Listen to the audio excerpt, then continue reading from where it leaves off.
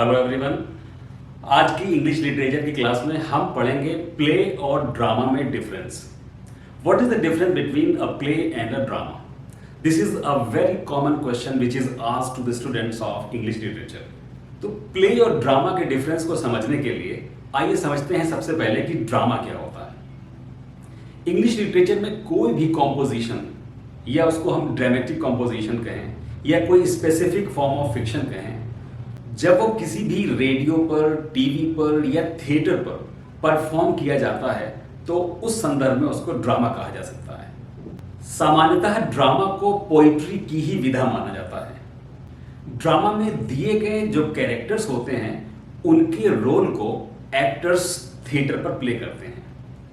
किसी भी dramatical composition में जो कैरेक्टर्स के रोल होते हैं उनको स्टेज पर या थिएटर पर एक्टर्स परफॉर्म करते हैं और उसमें दिए गए जो इंडिकेटेड एक्शंस होते हैं उसको भी वही एक्टर्स परफॉर्म करते हैं। और उसी ड्रामेटिक कॉम्पोजिशन में जो डायलॉग लिखे होते हैं उन डायलॉग्स को भी स्टेज पर यही एक्टर्स अटर करते हैं, यानी बोलते हैं। ड्रामा को पोइट्री का ही जॉनरा माना जाता है।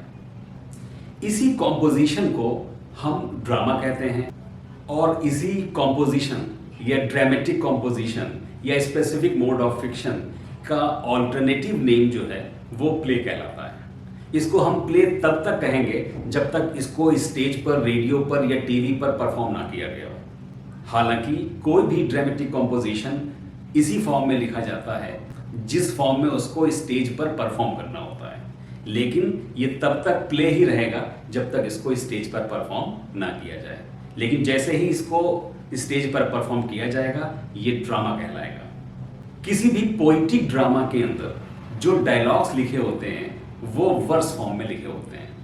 इंग्लिश लैंग्वेज में ये वर्स फॉर्म ज्यादातर ब्लैंक वर्स में पाई जाती है।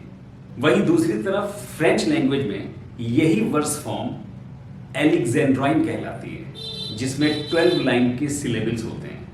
इंग्लिश रेस्टोरेशन पीरियड के जितने भी हीरोइक ड्रामाज हैं वो सारे के सारे हीरोइक कपलेट्स में लिखे गए हैं, जो कि आइम्बिक पेंटामीटर में लिखी जाती हैं और जो पेयर में राइम भी करती हैं। वहीं दूसरी तरफ अगर हम क्लोजेट ड्रामा की बात करें तो क्लोजेट ड्रामा किसी भी पोइटिक ड्रामा से डिफरेंट होता है। क्लोजेट ड्रामा भी ड्रामेटिक फॉर्म में ही होता है। इसमें डायलॉग्स लिखे होते हैं, इसमें सेटिंग्स दी होती हैं, इसमें स्टेज डायरेक्शंस भी दिए होते हैं। But a closet drama is intended to be read, not to be performed. यानी क्लोजेट ड्रामा को लेखक द्वारा लिखे जाने का उद्देश्य सिर्फ और सिर्फ इसको पढ़ा जाना होता है, ना कि इसको किसी थिएटर पर, रेडियो पर या फिर टेलीविजन पर परफॉर्म करना होता है। इसीलिए ये क्लोजेट ड्रामा कहलाता है। अगर हम क्लोजेट ड्रामा के कुछ एग्जाम्पल्स देखें तो इसमें सबसे पहले जॉन मिल्टन का सैमसन एगोनिस्टिस का नाम मैं लूंगा। सैमसन एगोनिस्टिस का मीनिंग होता है सैमसन द चैंपियन या सैमसन द वॉरियर या सैमसन द एथलीट। और आपकी जानकारी के लिए ये भी बता दूं कि सैमसन एगोनिस्टिस के साथ में ही सेम पब्लिकेशन ईयर में जॉन मिल्टन ने एक और बुक पब्लिश की थी जिसका नाम था paradise regained. It was also published in 1671। Paradise regained में 4 बुक्स थी। क्लोजेट प्ले या क्लोजेट ड्रामा का दूसरा एग्जाम्पल आता है लॉर्ड बायरन का मैनफ्रेड। ये भी एक पोएम है जो कि 1817 में पब्लिश हुआ था। क्लोजेट ड्रामा का तीसरा एग्जाम्पल है पीबी शैली द्वारा लिखित प्रोमीथियस अनबाउंड, जो कि 1820 में पब्लिश हुई थी। प्रोमीथियस अनबाउंड में 4 एक्ट्स थे और ये ग्रीक माइथोलॉजी पे बेस्ड थी। और इसका लास्ट एग्जाम्पल मैं दूंगा थॉमस हार्डी की द डायनास्ट, जो कि 3 वॉल्यूम में लिखी गई थी और ये पब्लिश हुई थी 1908 को।